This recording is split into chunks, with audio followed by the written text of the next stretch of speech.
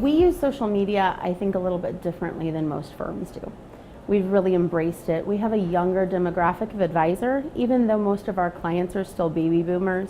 We have a few that are younger than that, but we've found it as a way to really connect and engage with clients. So we all hear these statistics about, how do you really create an engaged client? Social media has been huge for us in that regard.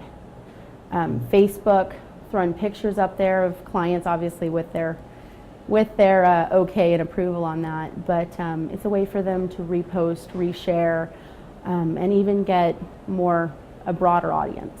We actually use a lot of different kinds of social media. We use LinkedIn, we use Facebook, we use Twitter.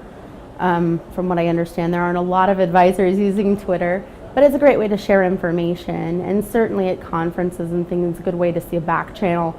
We have a lot of younger clients who are using Twitter and Instagram, so we use those. We have a couple of people in our organization that use Pinterest.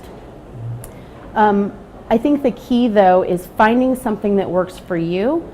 And as a firm, it's very hard to do that because what works for me may be something completely different than what works for my partner.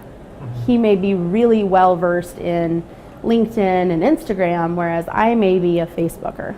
So use what you use and use it routinely and well. When we first started using social media, we just kind of assumed that we would do it for our younger clients, we would do it for ourselves, the older people. If they did it, they did it. But we've actually seen the exact opposite happen. Our older clients are actually more engaged in social media, at least in terms of Facebook, because they're using it to connect with their kids and their grandkids, who are scattered, of course, all over the country.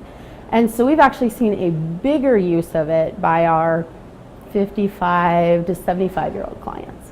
I think there's a couple of social media lessons for advisors. First of all, they need to be really diligent about doing their due diligence and finding a software or technology that they can utilize to do all of their archiving and compliance and meet those obligations. Second of all, they need to put really solid policies around their social media. I know that a lot of advisors aren't using it because they're scared about the implications of things getting out there that they want to have more control over. But if you put a really good policy around it and you make it very clear what you can and cannot say, what you can and cannot post, what pictures and types of pictures and things that are in pictures that you can and cannot post, then it makes it very clear. And then, of course, staying on top of that to make sure that people aren't violating the policy.